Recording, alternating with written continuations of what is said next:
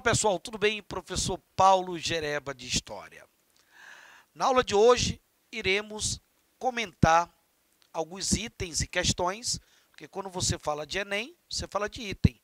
Quando você fala de outros vestibulares, como da UEMA, você fala em questões.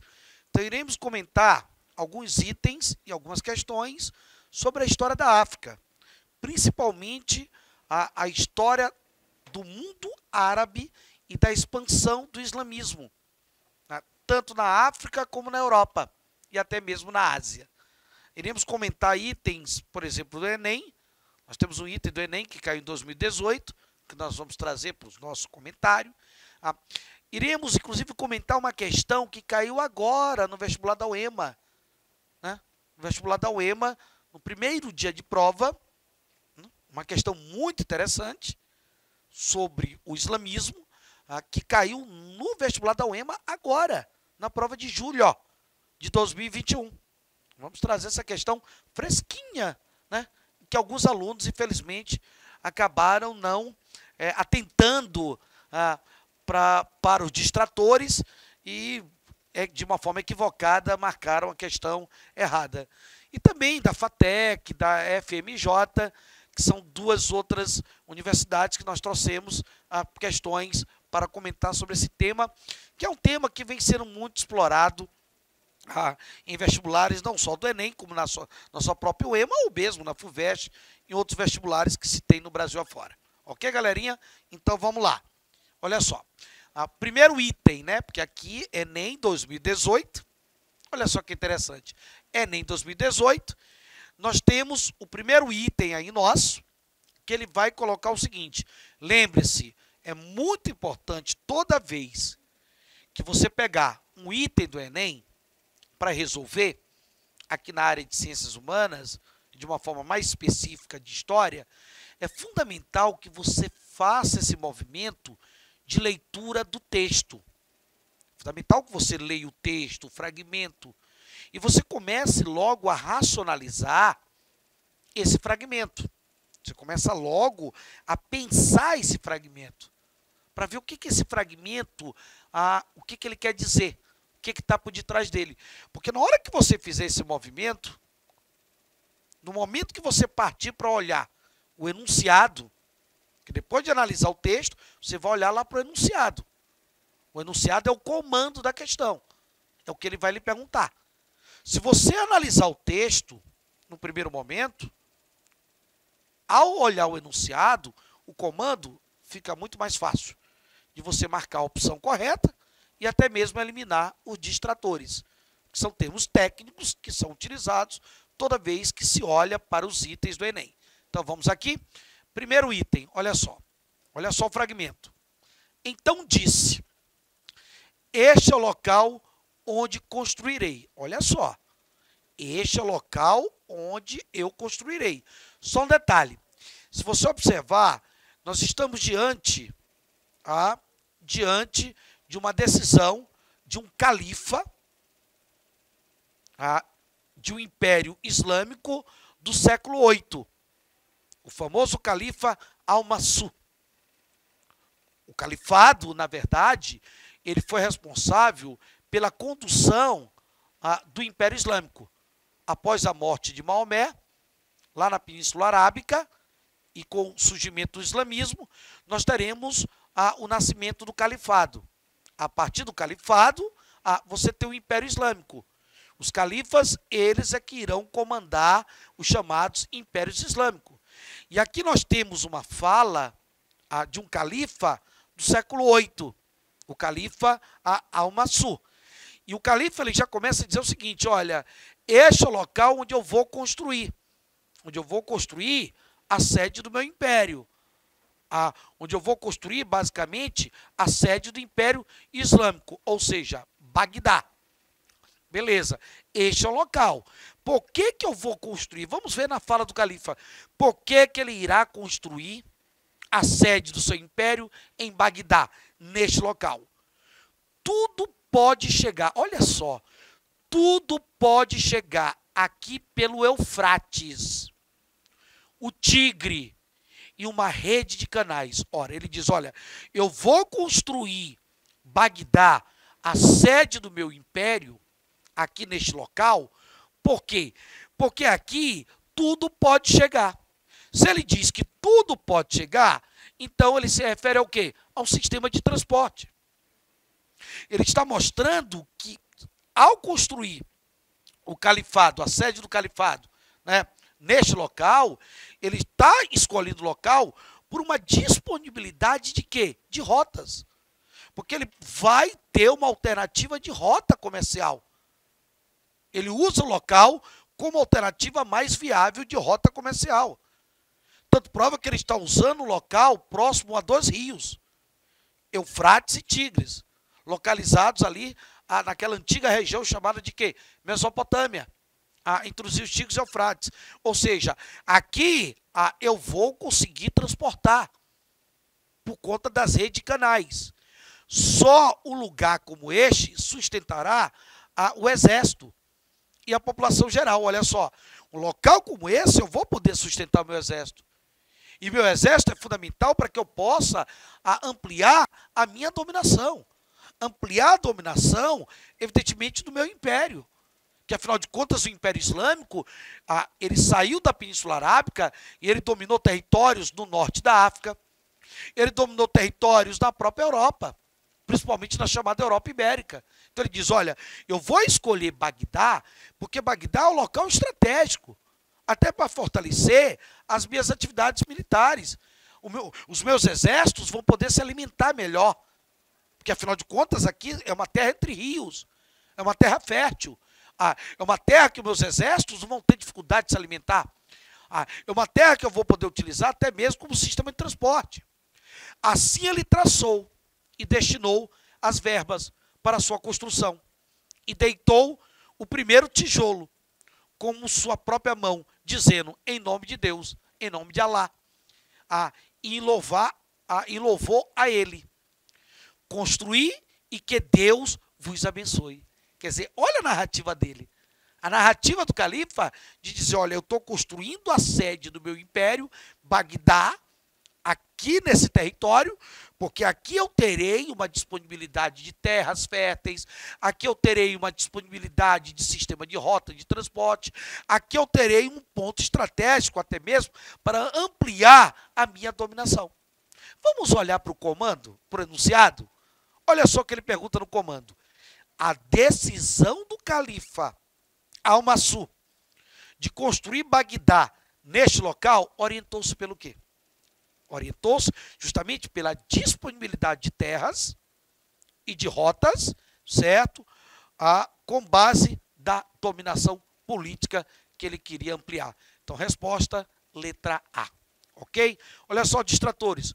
Proximidade de áreas populosas como afirmação da superioridade bélica? Não, pelo contrário. Ele não está dizendo, ele não está mostrando a superioridade bélica, tá? Ele está dizendo que o exército vai ter mais segurança, certo? Principalmente por conta das rotas, por não ter problema de alimentação, porque são esse local possui terras férteis. C. Submissão à hierarquia também não. D. Fuga da Península Arábica, ele não fala de fuga. Ocupação de região fronteiriça, de fronteira, com contenção de avanço mongol, ele também não se refere basicamente a nenhum tipo de ameaça mongol. Ok? Tá, vamos lá? Então temos aqui a nossa segunda questão. Essa foi a questão que caiu agora no mês de julho na UEMA. Olha só, eles colocaram a imagem da cúpula rocha em Jerusalém, de Israel. Colocaram basicamente a imagem dessa mesquita. Porém, vamos ver o que eles perguntaram. A cúpula da rocha, ou domo da rocha, situada em Jerusalém, foi construída no século VII e é um dos lugares mais sagrados da religião islâmica. Você sabe que Jerusalém é o berço de 3 grandes religiões.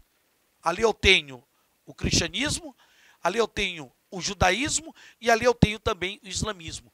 E aqui nós temos a mesquita de Al-Jizá, ou seja, a cúpula da mesquita de Al-Jizá, a cúpula da rocha, onde ele mostra que ela foi construída ali por volta do século VII. Entretanto, olha só o que ele vai nos perguntar. O islamismo defende os seguintes pilares. Olha só.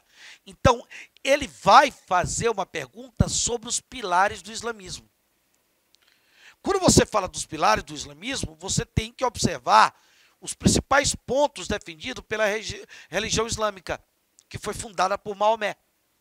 E quando você fala dos principais pontos do islamismo, que inclusive alguns deles foram importantes até para a expansão do futuro Império Islâmico, você vai falar de quê? Por exemplo, orar 5 vezes todos os dias.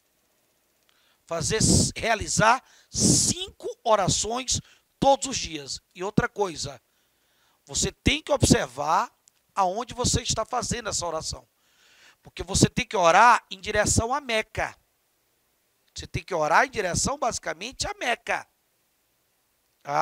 Então, você está aqui nesse local que nós estamos, nós temos que ver se a Meca está nesse sentido. Se ela estiver nesse sentido, então eu vou orar nesse sentido. Se ela estiver nesse sentido, eu vou orar nesse sentido. Observar, na verdade, qual direção está a Meca.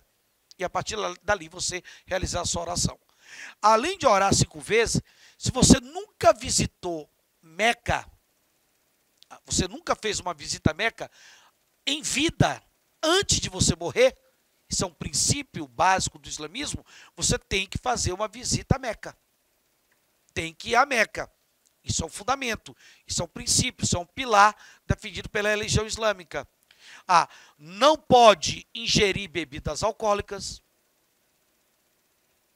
Não pode comer carne de porco. É um princípio. Outra coisa, dentro dos princípios, eles falam da tolerância religiosa, a tolerância cultural. A Jihad, a Guerra Santa, que foi utilizada pelo Império Islâmico, certo, para se expandir para o norte da África e até mesmo para as regiões da Europa, como por exemplo Espanha e Portugal, eles usaram uma Jihad, uma Guerra Santa, baseado na tolerância cultural, na tolerância religiosa. Isso faz parte de um dos pilares do islamismo. Um outro pilar é a questão de cultuar apenas um Deus. Alá é uma religião monoteísta. O islamismo se baseia no monoteísmo. Um outro princípio importante é a questão relacionada ao quê? A questão relacionada, nós estamos falando dos princípios da religião islâmica, que surgiu aqui por volta do século VII, durante a chamada Idade Média, os tempos medievais. Um outro princípio importante, no que diz respeito, é a submissão da mulher ao homem. A mulher é submissa ao homem. Porém, a mulher, ela teria um espaço maior para uma ascensão social. Apesar da submissão, mas a mulher islâmica é permitido para ela um espaço de ascensão social dentro dessa sociedade. Então vamos observar aqui a opção correta e eliminar os distratores. Letra A, o monoteísmo é um princípio, é um pilar. E a ação de grupos extremistas já não é um pilar. Porque quando você fala de grupos extremistas radicais, você está falando de grupos atuais, como o Estado Islâmico, por exemplo. Isso aqui é um pilar do Estado Islâmico e não da religião islâmica. Letra B, a oração, o salat, é um pilar. Realizado 5 vezes ao dia é um pilar. E a exigência de que toda muçulmana use a burca para cobrir o rosto, toda muçulmana não. Isso não é um pilar. Essa exigência, na verdade, ela está presente muito mais em estados fundamentalistas islâmicos, como, por exemplo, o Irã. Na atualidade, o jejum, eles têm o Ramadã, o mês do Ramadã, que é o dia sagrado dele. Então, é um pilar também o jejum. E a criação de exércitos paramilitares, isso não é um pilar. Exércitos paramilitares é um pilar de grupos fundamentalistas islâmicos atuais, e não da religião islâmica. Letra D, o exercício da caridade acaba, de certa forma, sendo um pilar. E a proibição das mulheres de terem acesso ao ensino escolar não é. Isso não é um pilar. As mulheres poderiam até ter esse acesso, apesar da submissão.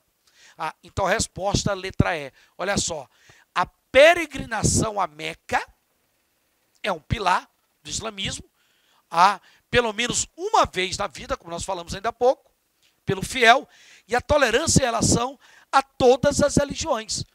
Porque o islamismo ele tolera as religiões e a cultura dos povos. Inclusive, isso foi muito importante para que ele pudesse realizar uma expansão bastante ampla durante o período medieval, aqui do século VII, século VIII, principalmente sobre a África, o norte e até mesmo parte da Europa ibérica. Então, resposta, letra E. Ok? Beleza? Vamos lá, terceira questão da FMJ.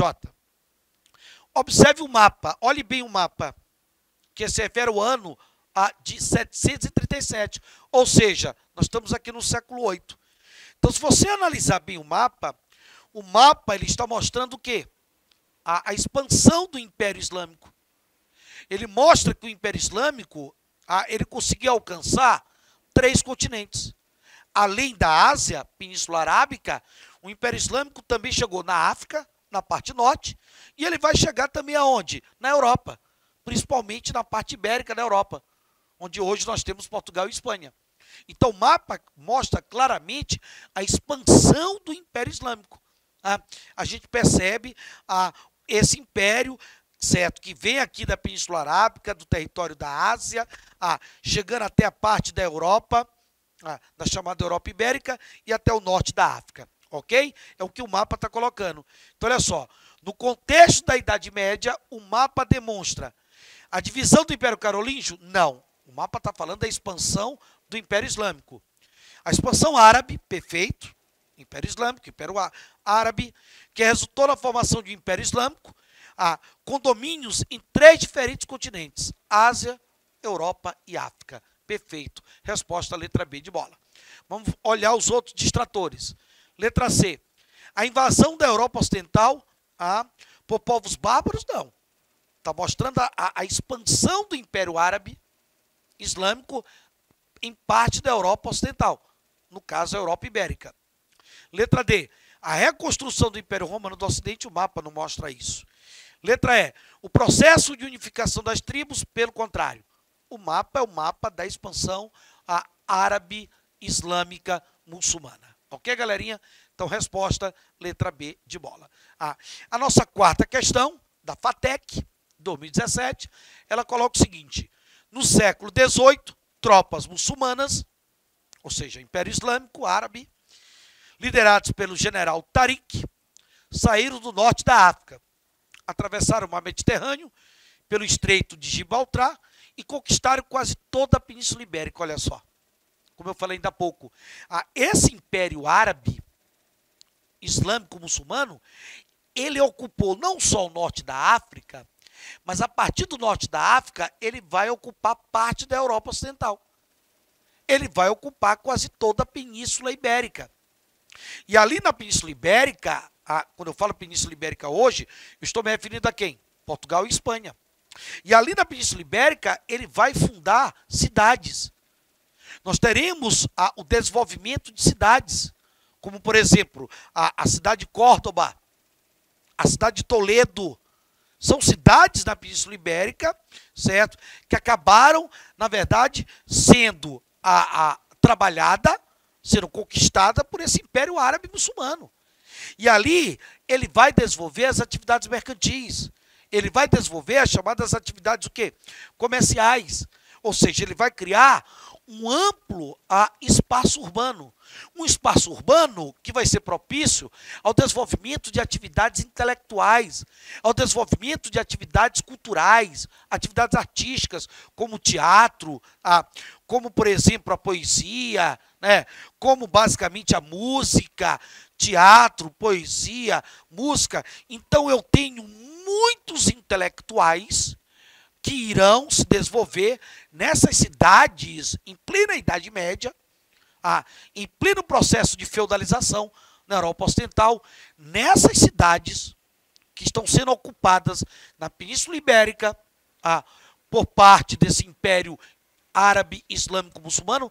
Nessas cidades nós teremos não só o desenvolvimento das atividades comerciais, mas também das atividades intelectuais. Então a resposta, letra B de bola. O desenvolvimento mercantil provocou o crescimento de cidades como Córdoba e Toledo, atraindo poetas, letrados e músicos, estimulando o ambiente cultural. Ok, galera? Beleza? Então, letra B de bola. Um grande abraço e até o nosso próximo encontro.